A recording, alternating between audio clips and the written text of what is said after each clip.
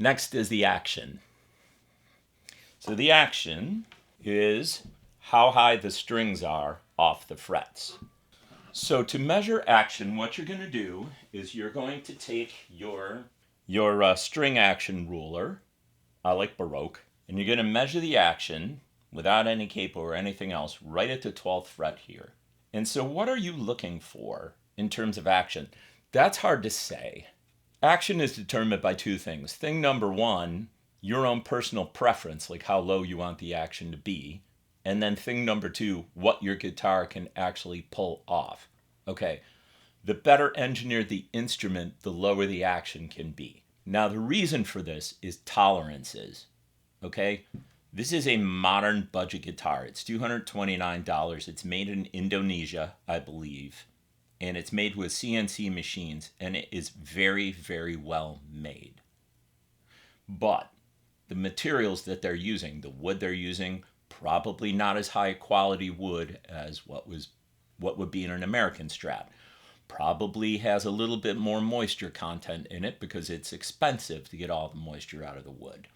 The fret wire itself is probably not quite as dense as the fret wire that they use in the $2,000 versions, okay?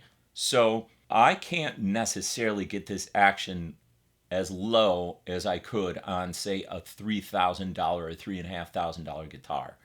But I can get it pretty low, and I like to work in thousandths of an inch. And so basically at the 12th fret here, what I'm shooting for is 80 thousandths of an inch here and 60 thousandths of an inch here. And so basically it's going to go from 80 down to 60. Now the reason for this is the high strings are skinnier, and quite frankly, when they vibrate, they don't move as much. Your low E string is going to move more, vibrate more than your high E string, which is going to vibrate a little, which means the action can be lower on the high string than on the low string. What is acceptable action then? Well, acceptable action is, in my opinion, I get it as low as I can and it doesn't buzz. So I'm going to set it to 80 thousandths and then 60 thousandths, and I'm going to play it, and I'm going to see if it buzzes too much. And if it does, then I'll raise them. A really good question might be, if this is 80 and this is 60, how do you go? Do you go like 80, 78, 76, 74, like how does, number-wise, how does that break down? And the answer is, you can read a million books and you'll never find the answer to that. It's kind of crazy. So, I mean, basically, when you're dealing in thousandths of an inch, it's really hard to see the difference between 80 thousandths and 78 thousandths.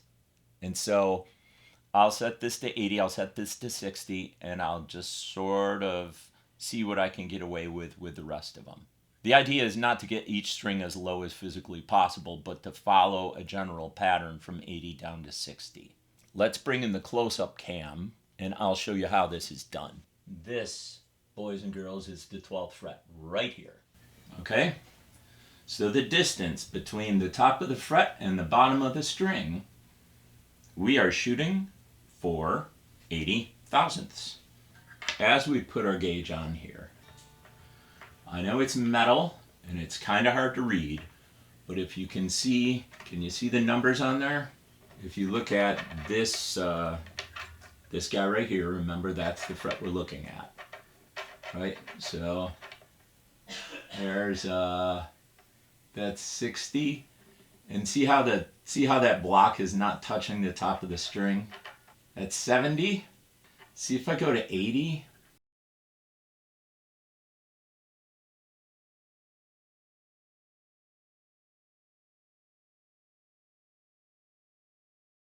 That's how you do it, right? So that's how we're measuring the height. So then if we want to raise or lower one of these strings to get it to the right height, what do? Well, that's what this little Allen wrench is for, and that is what these little hex holes in here are for. Time for another close-up. As you turn these to the right and tighten them, the saddle is going to go up, which means you're raising the string.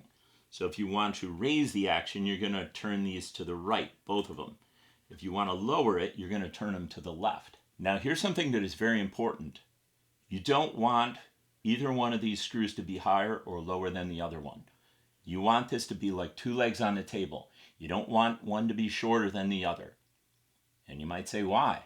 And I would say, well, what happens when you have a table where one leg is shorter than the other? The thing's like wobbly and it's not any good. Well, that's the same with this, right? So what I actually want is for this thing to be flat, flat as a pancake, flat as a table, okay? So I'm going to go through each one of these strings and I'm going to adjust the height. And I'm going to make sure the heights go from 80 thousandths down to 60 thousandths on the high E string. That's what I'm going to do. Right, so I gave you like the close-up view, but in reality, this is what it actually looks like. I put this thing on so that I can see really well, and I hold the guitar like this, and make sure I'm not using the metric system because I'm a Americano. So here I am, looking, that's 80 thousandths, and then looking down here.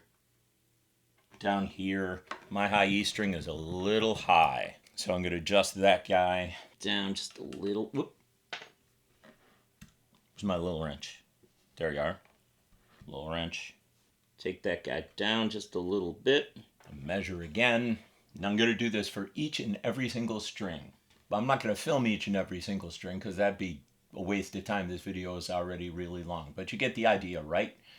Use your little measuring thing and that's what you do, and you adjust it down here. Interesting point. On a Stratocaster, especially one like this is a 9.5-inch radius fretboard, which means the fretboard, it's fairly flat, but it's not perfectly flat.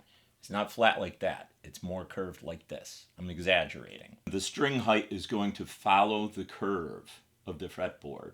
So when you look at your saddles, you should see, in terms of the height, a little bit of a curve, just very, very slight. These shouldn't all just be like flat ruler. Like if you do this, yeah, actually, that's a great camera angle. Let me show you what I mean.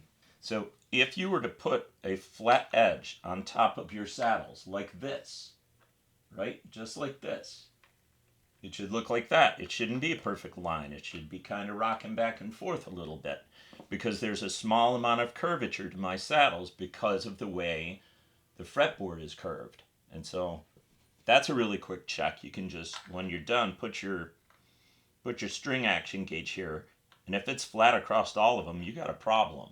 You're not following the radius of the fretboard. It should be kind of curved like what you're seeing here.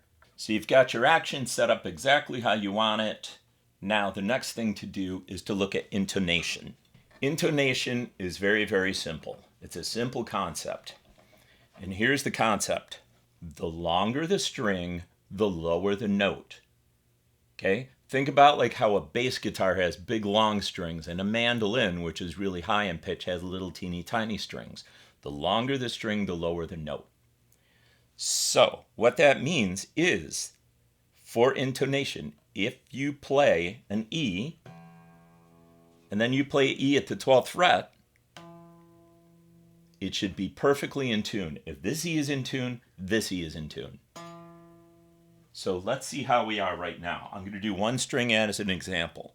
Now when you do this, you should do it from the playing position. I'm just doing it this way so I can film better, but there's my E. See, my E is in tune. Now I'm going to hit E at the 12th fret.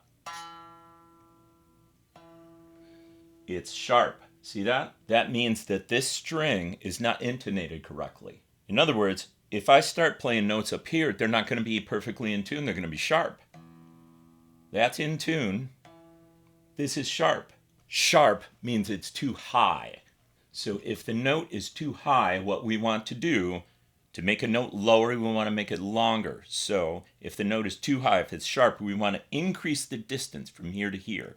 That means this saddle has got to go that way. Now to do this, you want to down tune the string, then you want to take your handy dandy screwdriver and you want to come in here and you want to tighten this up. And as I'm tightening it, this saddle is moving this way. Now I've only moved it a little bit. So let's try again. Okay, you can see we're in tune. And we're in tune. Perfect. It was sharp, and so I increased the distance because longer is lower. To bring that down in pitch, I took this guy back. So I'm going to do that on each one of these strings. I'm going to go through and I'm going to tune it. And you have to have a guitar tuner for this. So I'm going to tune it, play it at the 12th fret.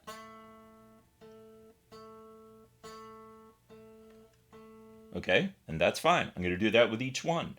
And if I need to, I'm going to adjust the intonation by tightening or loosening these screws. So again, I'm not going to film all 6 strings. I did 1 string. You get the concept. Okay, so those are pretty much the 12 steps. That doesn't actually add up to 12 steps because I didn't really get into the nut. We might as well talk about the nut really quick then. Okay. If you buy a Squier Strat or a Fender Strat, I'm just going to tell you right now, the nut's going to be fine. Don't worry about it, right? But just for your own education, how can you tell if the nut slot is cut too high or too low? Well, if the nut slot is cut too low, you're definitely going to have a problem. And so here's what you do. You hold down the string at the 3rd fret, and this distance here between the top of the string and the 1st fret, you press down on the string, and if you can feel that there's a little bit of a distance there, and I'm talking like a piece of paper thickness, if there's a little bit of daylight there, then your nut is fine. If you're holding down here at the 3rd fret and this string is touching the 1st fret, you need a new nut because it means the nut slots are cut too low and you just need to replace it. That is almost never the case on a brand new guitar, even a budget guitar. They're all cut pretty good. So the distance, when you're holding down the 3rd fret position, the distance between the bottom of the string and the 1st fret should be about a piece of paper thickness. And you can feel that as you push down, right, with your finger. That is pretty much guitar setup.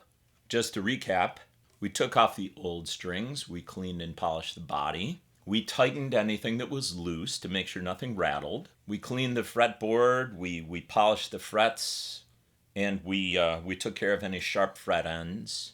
We put oil on the fretboard. We put on a new set of strings. We check the relief. We adjust the trem system so that I've got a little bit of play there, which is what I want. If you want more, you just loosen these springs up some more. We did that. We did the action. We did the intonation. That's only 11. What's the 12th? Pickup height. This one's kind of interesting. This one's kind of funny.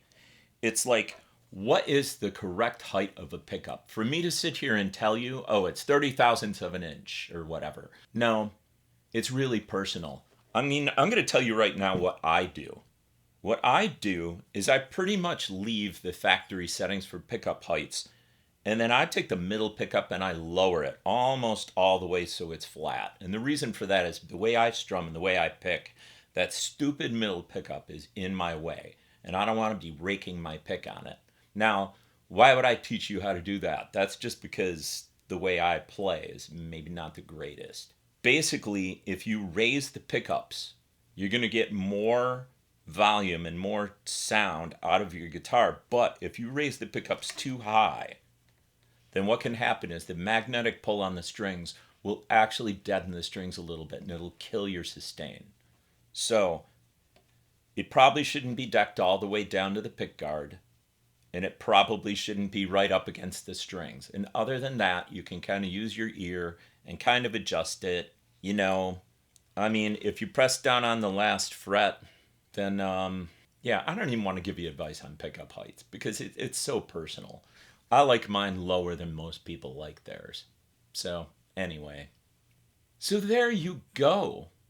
This was a deep dive into how to set up your Squier Affinity Strat. If you have any questions, please leave them in the comments section. I will try to answer them. I have to tell you, for $229, there's all kinds of like Strat copies out there, roughly that price range. I really feel like this is the best. I'm so impressed with the Squier line. I just think they've been making guitars, budget guitars, for so long, for so many years. And they've learned so much about the process. And if you want something that sounds like a Strat for around $200, my opinion, this is it. Thank you very much for watching. I will see you again some future Friday at 5.